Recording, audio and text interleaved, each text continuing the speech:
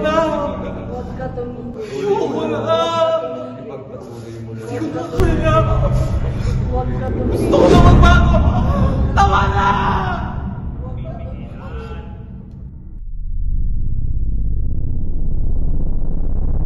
Class dismissed. Salamat po. Ingat, ma'am. Ingat sa'yo.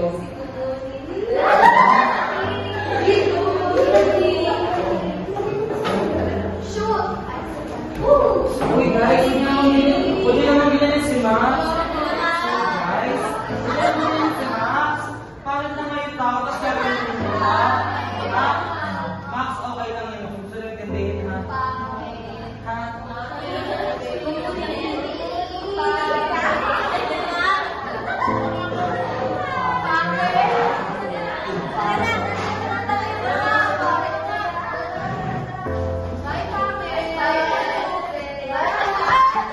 Max, umitin din, ha? Tapos mag-deliver ka naman.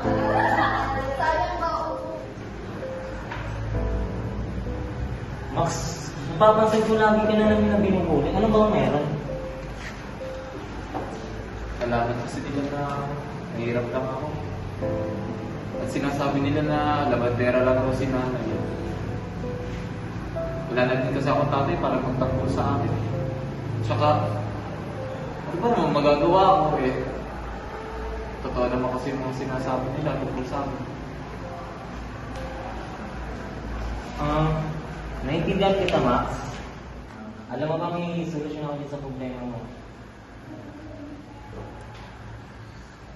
Higit na matutulungan yung sarili mo, matutulungan ko ang pamilya mo.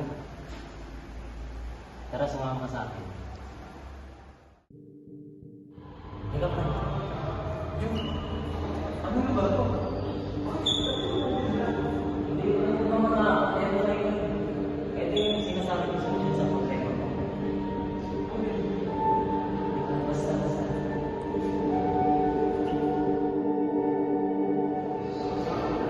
Para to. Ano, kompleto ba to? Kompleto yan, puro ba to? Oo, legit yan. Presyo barkada na kanan yan eh. Tama ko rin. Sige. Ingat. Uy, diyan pa to. Hindi, basta.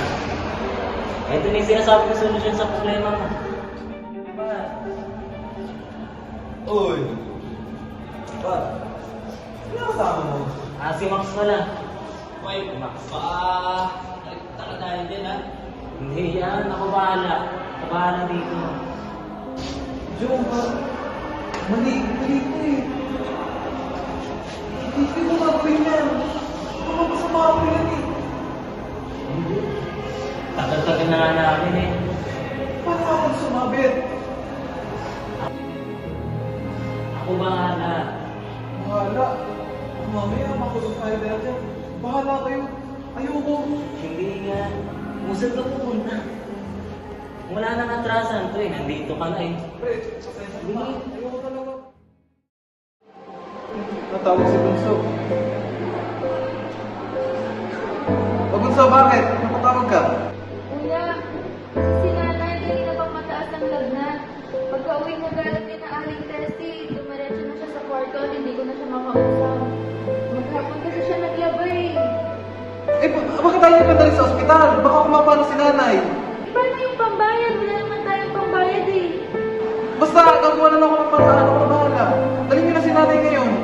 Sige po, dadali na namin. Susunod na lang ako.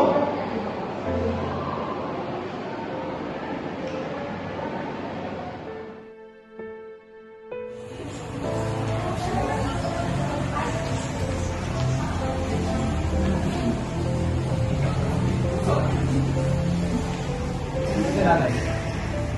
Sabi po ng doktor na okay naman na daw.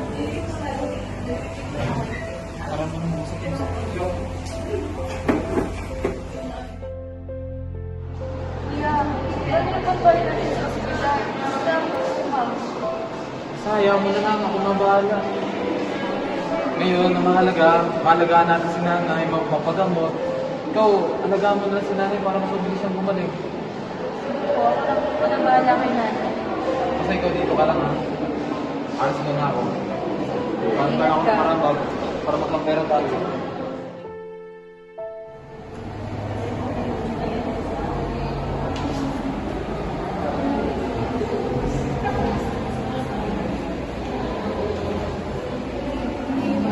John, pwede ka mo po. Kung ano yun, hindi.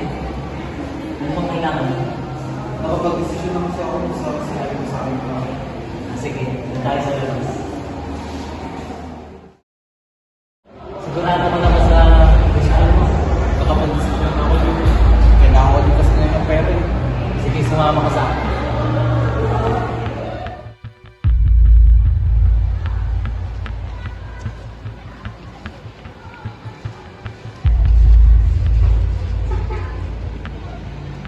Boss Nicole. Oh. Bakit? Ayun yung kasama mo nakaraan na. Oo nga eh. Napag-isip-isip na eh. Kailangan niya daw ng racket. O sige, bigyan mo na yan. Basta siguraduhin mo hindi tayo sasabit ha. Sige, ako bahala dito.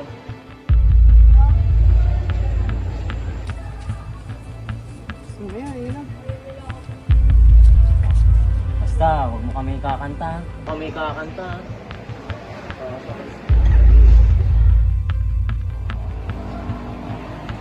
Uy.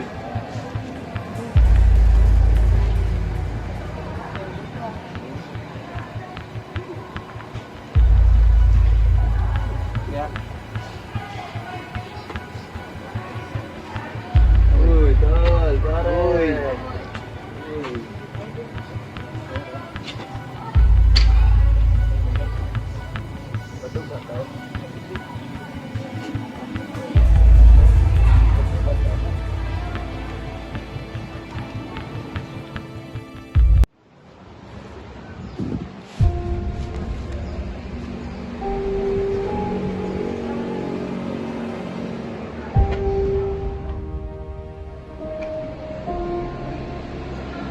Maraming salamat sa inyo ah. Tingin ko hanggang dito na lang to. Okay na rin naman kasi ako. Marami na ako napundar sa pamilya ko. Tsaka, ayan nyo, kayo mag-alala, hindi ko kayo isasabit. Ano? Ano sinasabi mo hanggang dito ka na lang? Sa palagay mo ba, papakawalan ka pa namin? Pinasok mo to kaya hindi ka na makakalabas pa. Kung aalis ka rito, huwag mo na rin asahang mayuwian ka pang pamilya sa bahay. Ngayon, mamili ka. Tutuloy mo to o wala ka ng pamilyang uuwian?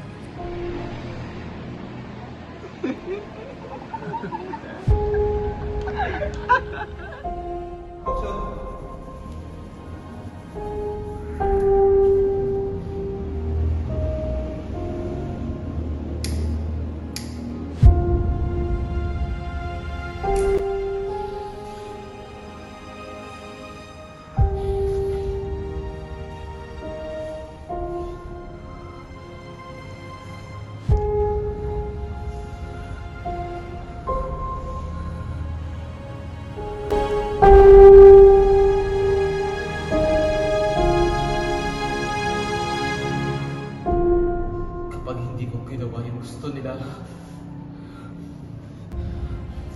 baka mawala yung pamilyang meron ako.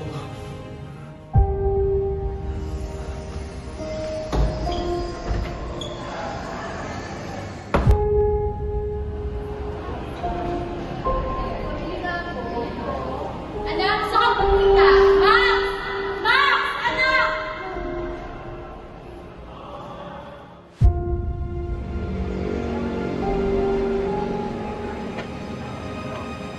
Sige.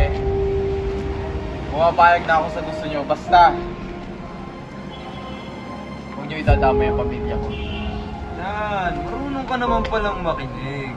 Yan ang Yan ang gusto gusto namin sa'yo. Basta yung pangako nyo ha, hindi ito malalaman ng pamilya ko. Sige, makakasa ka. Sige.